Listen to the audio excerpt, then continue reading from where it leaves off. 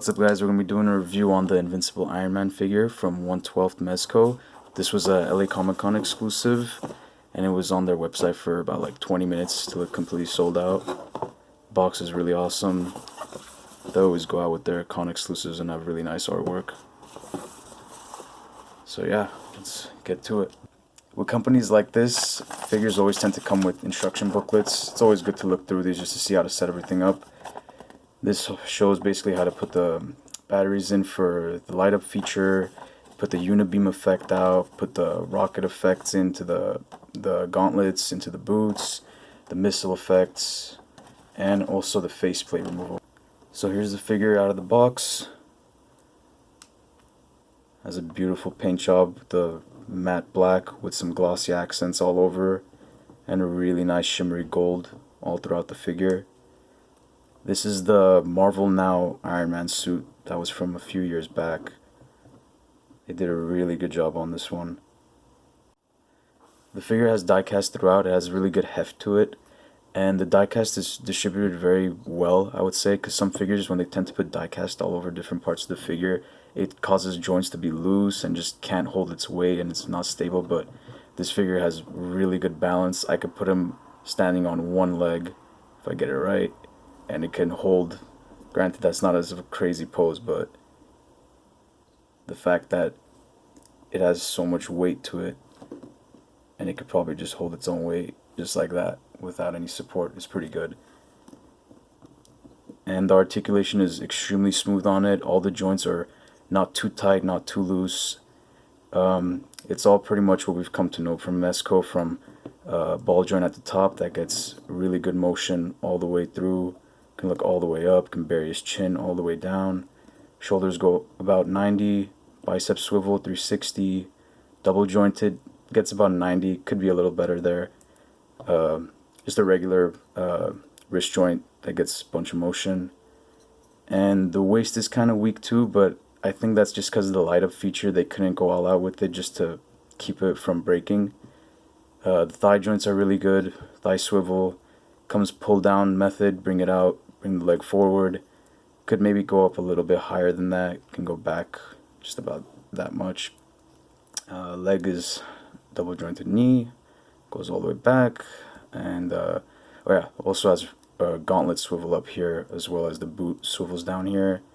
And then the ankles could have a little bit more range forward and back.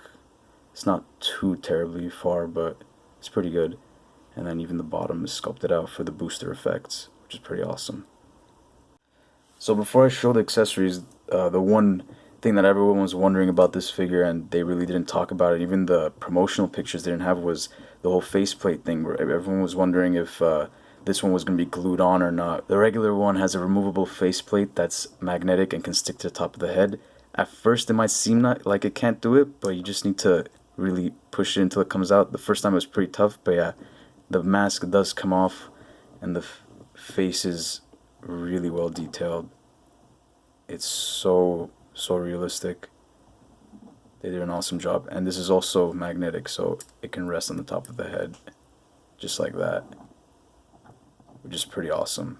The one flaw with this, since it comes in package just like that, it seems like the paint kind of sticks on there. I don't know if you can see that. It kind of chips the sides, which isn't a huge deal, but oh, and there's also pretty cool detail inside the mask that they did not have to do, but Mezco always goes out of the way.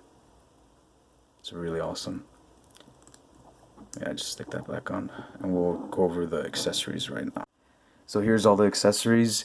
He comes with a pair of fists, pair of gestural hands right here, and the repulsor hands to put the blast effects in. And here's the blast effects. It's 4 of them. They're all the same sculpt. They can plug into the boots as well as the blaster effect hand. And comes with 2 missile pieces that go into the gauntlet, which I'll show how to install all these in a second. Comes with 2 firing repulsor blasts, and then the little side flare missiles, and also the unibeam blast, which plugs into the chest. And then also comes with the signature Mezco bag to put all your accessories in, and then also comes with the stand, which here's the base, And here's the arm that plugs into the base, just a regular Mezco stand, which I'll show all these off with the figure in just a sec.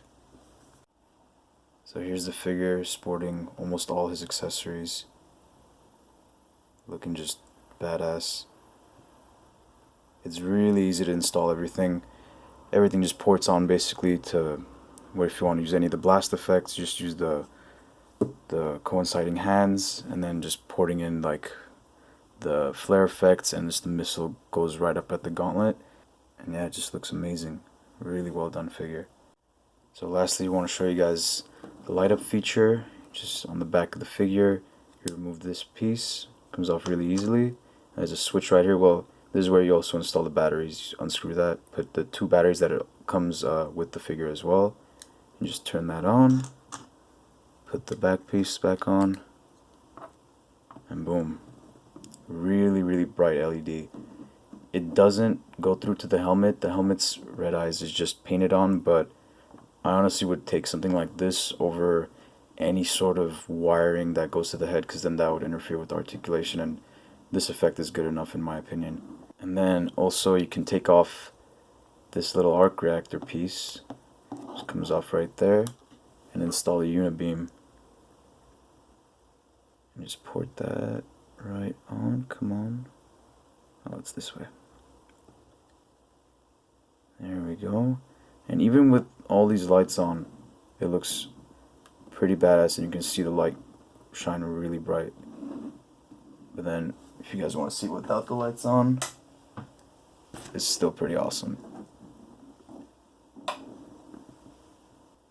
And yeah, as far as recommending this figure, since it is sold out now and it's getting ridiculous prices on eBay, if you're a die-hard Iron Man collector and like you really love this suit, I mean, it's gonna be your only route of getting it. But if you just want a cool Iron Man suit, the regular release for Mezco's Iron Man is the same exact figure, just in the modern paint scheme, red and gold.